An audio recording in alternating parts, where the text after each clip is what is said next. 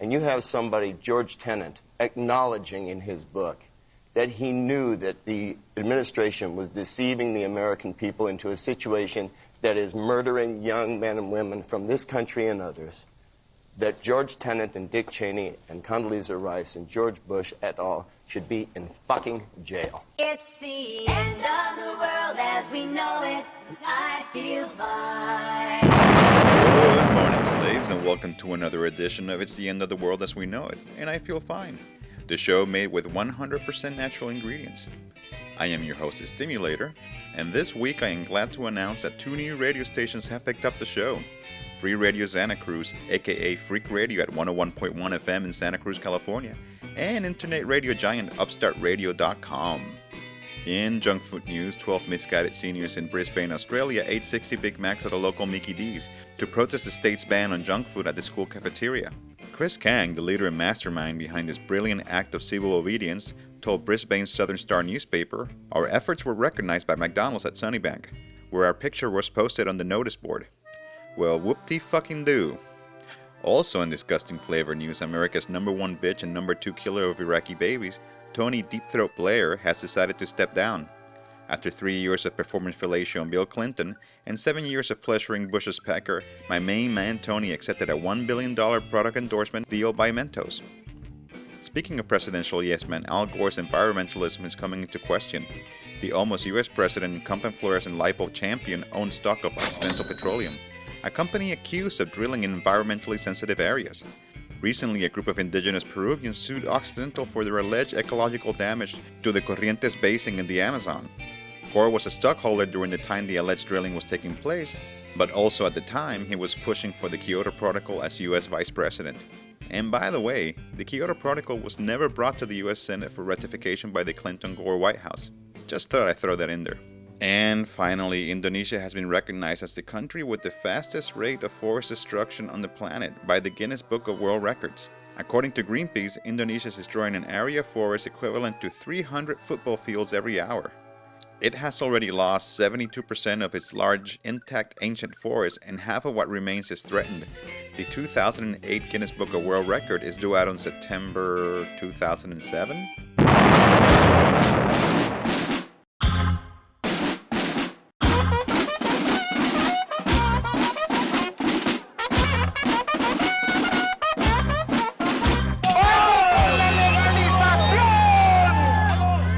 An unprecedented wave of protests, as many as 2 million people took to the streets on Monday in more than 100 cities and towns around the country to march for immigrants' rights.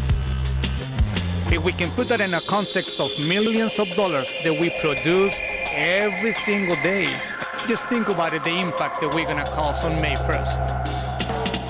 El pueblo unido jamás será vencido. Aquí, allá, el pueblo vencerá.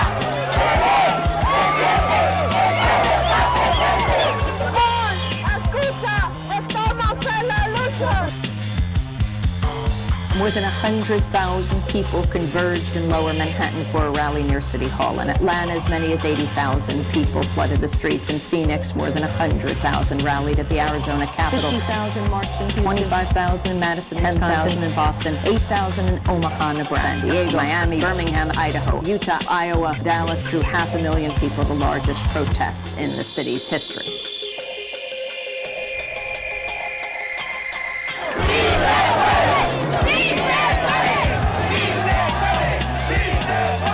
I'm here because to support everybody who's working here in the United States, not just Latin Americans, but the whole world. Just Irish, Chinese, everybody. This is a giant, and we're not going to stay asleep.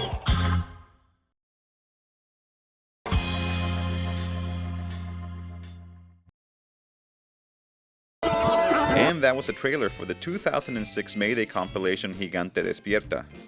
And speaking of MayDay, on May 1st this year, the immigrants came out in droves again to fill the streets of many US cities, including Los Angeles. A good time was being had by all until the motherfucking LAPD showed up. LAPD, remember them? Fuck the police coming straight from the underground. A young nigga got it bad cause I'm brown. LA's finest started acting swiny when they attacked a crowd at MacArthur Park with batons, pepper spray, tear gas, and rubber bullets. They even put the smackdown on the corporate media. Many of the people present said the police action was reminiscent of the way the cops acted during the civil rights struggle. Yeah, back then the winds of revolution were blowing and the man reacted accordingly. Is the same thing happening now? Many of you listeners and viewers out there probably don't know what the fuck is the deal with all these immigrants. Why do they want to come here? Many Americans believe that they simply want to live in the best country in the world. But that is far from the truth. These folks miss their homes and their families and would rather be chilling in their native lands. In this short broadcast, I cannot even scratch the surface of how free trade agreements set the stage for what is happening right now. But I will pass the mic over to Randy Rowland of Pepper Spray Productions in Seattle to give us a nice metaphor. American society is changing.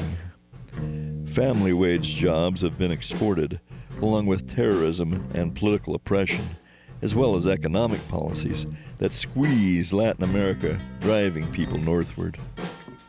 Some right-wingers think they can build such a strong wall on the U.S. border that they can effectively screw down the lid on the tube, stemming the flow from below. That works if it's a toothpaste tube, because you generally quit squeezing the tube. But the squeeze is still on, and either the lid won't hold, or the whole thing blows.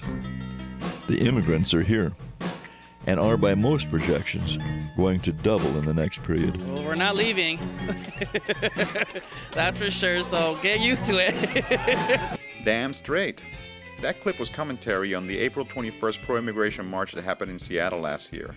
There were many marches like that leading up to the big MayDay March, the largest mass demonstration in the entire history of the United States. One of the biggest ones was in Chicago, a city with a rich history of class struggle. Let's listen to Randy once again as he gives us the lowdown on Chi-Town's radical history.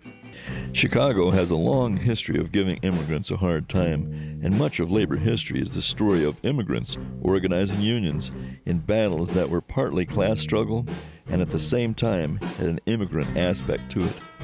The class nature of those immigrant struggles causes many to see them as traditional leftist causes. The classic battle for the 8-hour day, as played out on the streets of Chicago back in the late 1880s, is a prime example. Organizers of the big MayDay March in Chicago for the 8-hour day spoke as much German and Italian as they did English. Historical descriptions of that big march match what we saw in Seattle April 10th this year. Whole families marching together, a crowd proud to see that they had all turned out, and what a wonderful sight to see folks marching for as far as the eye could see. Those events in Chicago inspired the world. From then, we get the legacy of the 8-hour workday and the international holiday for workers the world over, MayDay.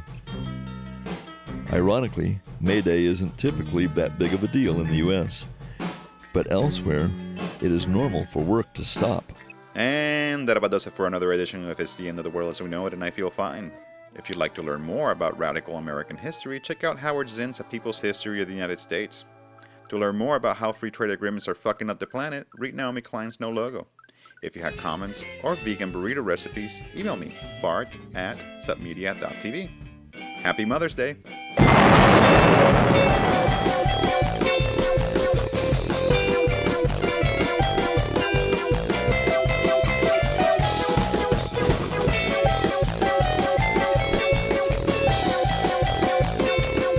Ha ha ha ha ha!